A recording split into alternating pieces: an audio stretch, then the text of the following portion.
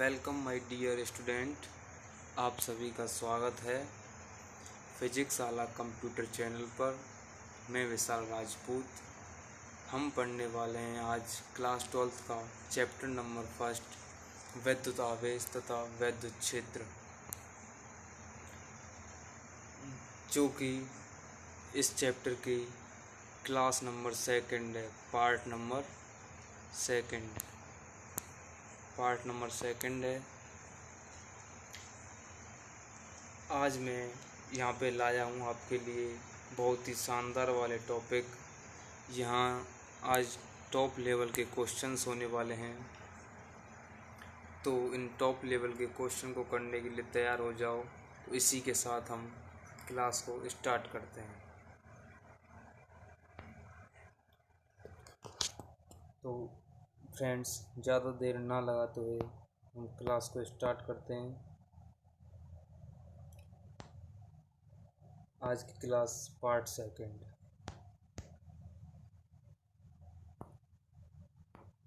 तो फ्रेंड्स, कल हम पढ़ चुके हैं कि विद्युत आवेश क्या होता है, इसको एक वस्तु से दूसरे वस्तु में कैसे ट्रांसफ़र करते हैं। तो आज हम पढ़ेंगे इसके बारे में। चालक तथा विद्युत रोधी पदार्थ कौन से होते हैं और उनके गुण क्या होते हैं, ये किस किस में मतलब चालक या विद्युत रोधी पदार्थ इसको कहते हैं, और किसी वस्तु में कोई आवेश है, चाहे प्लस हो चाहे या नेगेटिव हो, ऋण आवेशित हो, तो उसका कैसे पता लगाएं। मान के चलो हमें पता लगाना है कि कोई वस्तु है, उसमें प्लस है या फिर उसमें नेगेटिव है। आज इसका भी हम इसमें जी तोड़ से इसका अध्ययन करेंगे। तो पहला है हमारा चालक तथा विद्युत रोधी पदार्थ। चालक पदार्थ, जैसा कि आप नाम से ही जान सकते हो, चालक पदार्थ उसे कहते हैं जिसमें लाइट अर्थात विद्युत धारा का प्रवाह आसानी से हो जाए। चालक पदार्थ वह पदार्थ जिसमें से लाइट अर्थात विद्युत धारा का प्रवाह आसानी से हो जाए, वो पदार्थ चालक पदार्थ कहलाते हैं। तथा वे पदार्थ जिनमें विद्युत धारा का प्रवाह आसानी से ना हो, वे पदार्थ विद्युत रोधी पदार्थ कहलाते हैं। कौन से पदार्थ कहलाते हैं? विद्युत रोधी पदार्थ कहलाते हैं। जैसे कि कुछ वस्तुएं ऐसी होती हैं जिनमें लाइट का स्थानांतरण नहीं होता, कुछ में लाइट का प्रवाह नहीं होता और कुछ में लाइट का प्रवाह हो जाता है। तो वे पदार्थ जिनमें लाइट का प्रवाह होता है चालक पदार्थ कहलाते हैं। तो वे पदार्थ जिनमें लाइट का प्रवाह नहीं होता है, वे पदार्थ कहलाते हैं विद्युत रोधी पदार्थ। तो आगे बढ़ते हैं। चालक पदार्थ कौन कौन से होते हैं? जैसा कि हम पढ़ चुके हैं, चालक पदार्थ वे पदार्थ होते हैं जिनमें लाइट का प्रवाह हो जाता है। चालक पदार्थ में लाइट का प्रवाह हो जाता है। तो अब ये देखेंगे किस किस पदार्थ में लाइट का प्रवाह हो जाता है। पहला धातुओं में हो जाता है। धातु कोई सी भी हो सकती है। धातु aluminium, Au, Ag, silver, magnesium, जितनी भी धातु हैं उन सभी में लाइट का प्रवाह हो जाता है। मानव तथा जंतु शरीर, अर्थात किसी भी मानव का शरीर या जंतु का शरीर हो, उसमें लाइट प्रवाह हो जाती है। जैसे कि हमें करंट लगता है, तो किसके कारण लगता है करंट? क्योंकि हमें लाइट का प्रवाह हो जाता है। और लाइट का प्रवाह किन किन में होता है? केवल चालक पदार्थ में। अर्थात हमारा जो शरीर है वो चालक पदार्थ है। मनुष्य का शरीर कैसा होता है? एक चालक पदार्थ होता है। मनुष्य का शरीर चालक पदार्थ होता है, ठीक है। फिर इसी के साथ ही पृथ्वी भी कैसा है? एक चालक पदार्थ है। पृथ्वी जब कोई बिजली कड़कती है, बिजली गिरती है, तो बड़ी बड़ी बिल्डिंगों के ऊपर, जैसे ये कोई बड़ी बड़ी बिल्डिंग है, इसके ऊपर एक एंटीना या धातु का लगाया जाता है एक, जिससे जो बिजली कड़कती है यहाँ से, वो इसमें से होकर सीधी धरती में निकल जाए।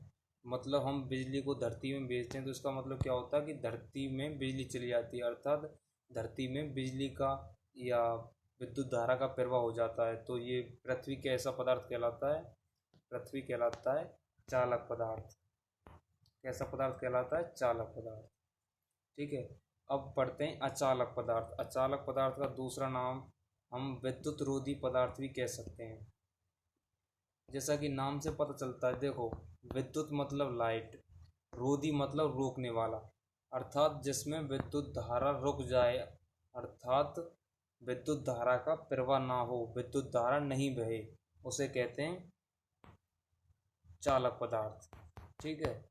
नहीं, अचालक पदार्थ या विद्युत रोधी पदार्थ। चालक पदार्थ उसे कहते हैं जिसमें विद्युत धारा का प्रवाह हो जाए। ठीक। तो इसके उदाहरण कौन कौन से हैं? उदाहरण देखो आप।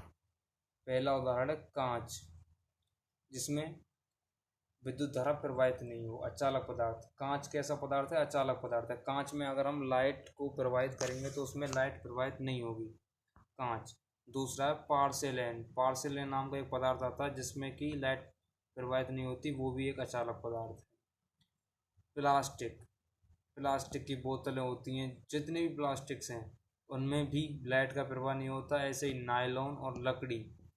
यहाँ पे देखो, ये लकड़ी कैसी होनी चाहिए? लेकिन सूखी लकड़ी, क्योंकि गीली लकड़ी में या आली लकड़ी में लाइट का प्रवाह होता है, क्योंकि उसमें आयन्स आ जाते हैं। जैसे H2O है, H2O में H+ और OH नेगेटिव हो जाता है, तो उसमें आयन्स आ जाते हैं, तो वो एक अलग बात है। तो यहाँ पे लकड़ी कैसी होनी चाहिए? सूखी, अर्थात सूखी लकड़ी में विद्युत धारा का प्रवाह नहीं होता और वह अचालक पदार्थ कहलाती है। ठीक है। कौन सा पदार्थ कहलाती है? अचालक पदार्थ। अब इसी के साथ आते हैं आवेश। हम पढ़ चुके हैं आवेश एक ऐसा चीज़ है जो किसी वस्तु को धनावेशित और किसी वस्तु को ऋणावेशित करती है। क्या करती है? कोई वस्तु को धनावेशित करती है और कोई वस्तु को ऋणावेशित करती है। ठीक है। तो आवेश पढ़ लिया हमने, लेकिन ये आवेश का मात्रक क्या होता है? मतलब इसका क्या होता है? ये मात्रक क्या होता है? इसका किस नाम से जाना जाता है इसको साइंस की भाषा में? आवेश। देखो, आवेश, आवेश का ऐसा ही पद्धति मात्रक होता है एम्पियर इंटू सेकेंड। इसको कूलाम भी बोलते हैं। क्या बोलते हैं? कूलाम। एम्पियर, एम्पियर को लिखते हैं ए, इंटू, इंटू जगह इंटू, सेकेंड, सेकेंड को लिखते हैं एस। तो इसको हम जनरल भाषा में ए इंटू एस भी कह सकते हैं। क्या कर सकते हैं? ए इंटू एस। क्वेश्चन में ये आ सकता है कि आवेश का मात्रक निम्न में से कौन सा होता है? ए इंटू एस, या फिर कुछ और भी दे सकता है। तो इसमें ये होगा ए इंटू एक्स, या फिर वो सीधा सीधा एम्पियर इंटू सेकेंड भी बोल सकता है या कूलाम भी बोल सकता है। ठीक है। आवेश का प्रचलित मात्रक होता है कूलाम। आवेश का प्रचलित मात्रक क्या होता है? कूलाम। ठीक। तो देखो, अगला मात्रक है सीजीएस पद्धति में। सीजीएस पद्धति में आवेश का मात्रक क्या होता है? उसमें ऐसा ही पद्धति में कूलाम होता है, तो सीजीएस पद्धति में क्या हो जाएगा? स्टेट कूलाम हो जाएगा। या दूसरा नाम है इसका फ्रैंकलिन। फ्रैंकलिन के क्या बोलते हैं? ESU, electric static unit, electric static unit. ठीक है। ESU दूसरा नाम है। ये देखो, ये मोस्ट इम्पोर्टेंट, इसके बीच में वो है रिलेशन। ये point of exam point of view से इम्पोर्टेंट नहीं है, लेकिन ये रिलेशन अच्छा है। देखो, एक कूलाम बराबर होता है 3 × 10⁻⁹ ESU, 9 ESU। या इसको हम ESU को हम फ्रैंकलिन भी बोल सकते हैं। क्या बोल सकते हैं? फ्रैंकलिन। जैसे कि एक कूलाम बराबर 3 × 10⁹ ESU, या 3 × 10⁹ FR, फ्रैंकलिन। ठीक है। इसको हम फ्रैंकलिन बोल सकते हैं या ESU बोल सकते हैं, जैसा कि आप देख सकते हो। ठीक है। ये इम्पोर्टेंट है थोड़ा सा point of exam point of view से। तो आगे चलते हैं हम। इसके बाद आता है हमारा आवेश के सबसे छोटे और बड़े मात्रक। आवेश के हम निम्न मात्रक पढ़ चुके हैं: फ्रैंकलिन, फैराडे, कूलाम, तो इनमें से सबसे छोटा और सबसे बड़ा मात्रक कौन सा होता है? देखो, सबसे छोटा मात्रक होता है फ्रैंकलिन, जिसको हम क्या बोलते हैं? ESU भी बोलते हैं, फ्रैंकलिन या ESU। ठीक है। और एक सबसे बड़ा मात्रक होता है फैराडे। फैराडे क्या होता है? फैराडे। फैराडे को हम बोलते हैं एफ।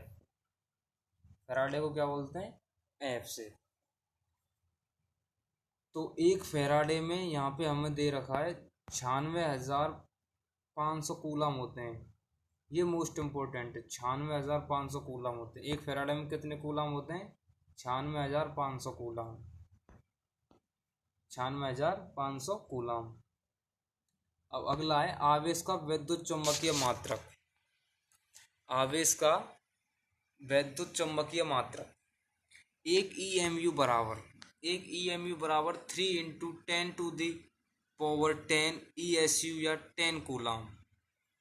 मतलब एक EMU की फुल फॉर्म होती है इलेक्ट्रिक मास यूनिट, EMU। एक EMU में 3 × 10⁻10 ESU, 10⁻10 ESU होते हैं या 10 कूलम होते हैं। एक EMU 1 EMU बराबर 10 कूलम या 3 × 10⁻10 3 × 10⁻10 ESU electric static unit, CGS में इसको क्या बोलते हैं? इसको हम फ्रैंकलिन भी बोलते हैं। क्या बोलते हैं? फ्रैंकलिन। ठीक है, FR। फ्रैंकलिन को FR से प्रदर्शित करते हैं। तो इसी के साथ हम आगे चलते हैं। ये जो रिलेशन है ESU या EMU है ना, ये वाला ESU या EMU, ये एक विद्युत चुम्बकीय मात्रक है। विद्युत चुम्बकीय मात्रक, इलेक्ट्रिक मास यूनिट, विद्युत चुम्बकीय मात्रक EMU। वो सिंपल मात्रक है SI पद्धति में और CGS पद्धति में, ये वाले पहले वाले। ठीक है, ये वाले। तो आगे चलते हैं हम। अब आता है वी में सूत्र। मात्रक पढ़ चुके इसके। अब इसके बाद क्या आएगा? वी में सूत्र। वी में सूत्र क्या होता है? देखो, वी में सूत्र इसमें ये बताते हैं उसमें क्या क्या चीज़ दे रखी है। जैसे देखो, इसका आवेश का सूत्र क्या होता है? न्यूटन इंटू सेकंड, ये होता है ना मात्रक। अब न्यूटन का वी में सूत्र कितना होता है? देखो, kg/m/2। ठीक है, ये होता है। एल नहीं है, एल सॉरी, ये एल नहीं है यहाँ पे, S-2 आएगा। ठीक है जी, S-2 ये सूत्र है तुम्हारा। अब इसका V में सूत्र बनाएंगे। इंटू इंटू भी दे रखा है यहाँ पे, इंटू S। सेकंड को कैसे लिखते हैं? सेकंड टाइम में लिखेगा S। ठीक है। अब इसका V में सूत्र M1 L1 और T-2 और गुणा इसका V में सूत्र क्या है? Second T1। ठीक है। अब M1 तो M1 रहेगा, L1 L1 रहेगा, T-2 में इसको जोड़ेंगे तो ये -1 हो जाएगा, है ना? -1 हो जाएगा।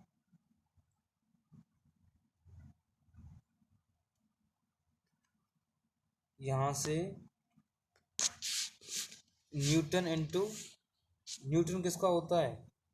Newton into second. न्यूटन होता है बल का, बल गुणा बल और समय।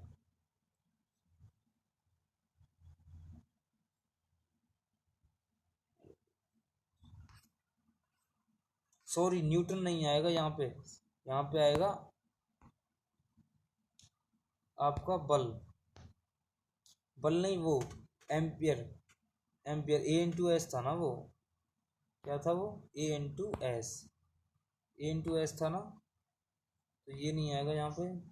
सॉरी, बाई मिस्टेक हो गया, न्यूटन पे ध्यान चला गया मेरा। A/S आएगा। ठीक है, देखो ये रहा।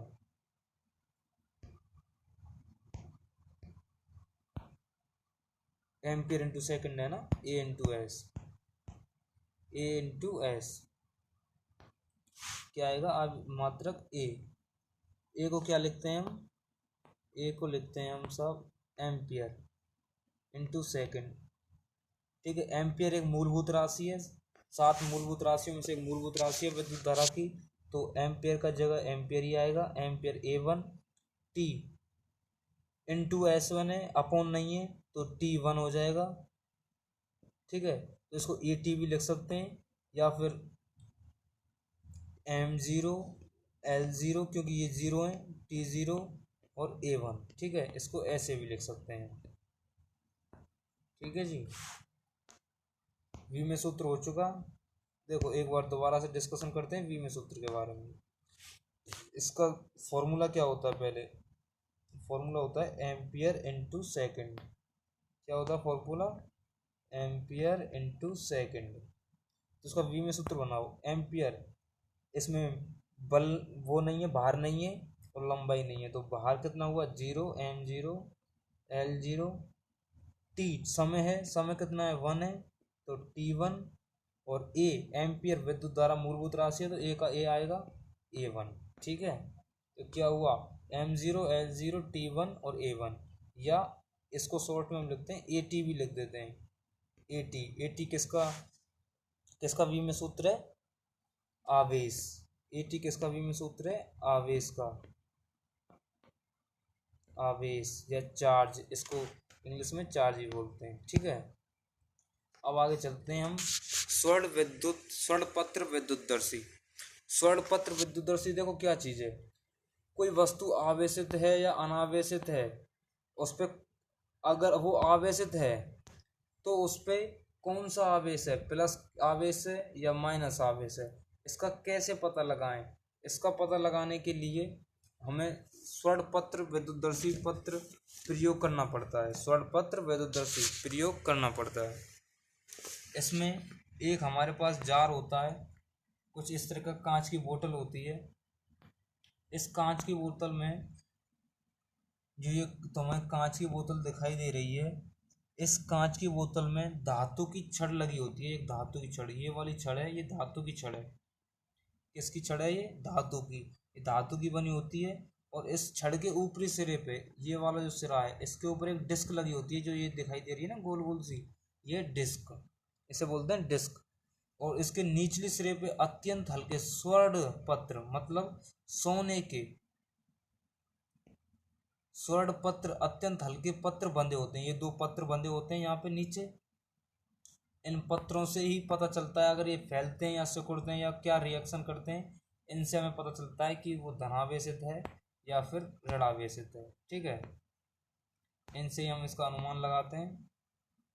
अब देखो, जब कोई आवेशित वस्तु, अगर किसी हम आवेशित वस्तु को इससे, ये जो ऊपर डिस्क लगी हुई है, इससे अगर हम डिस्क से उसको छिमाएंगे तो उससे कुछ आवेश निकल के यहाँ पे आ जाएगा स्वर्ण पत्र पे, जो कि उस आवेश से रिएक्शन करेंगी, या तो ये दूर जाएंगी या ये पास आएंगी। ठीक है, दोनों या तो फैलेंगी या फिर सिकुड़ेंगी।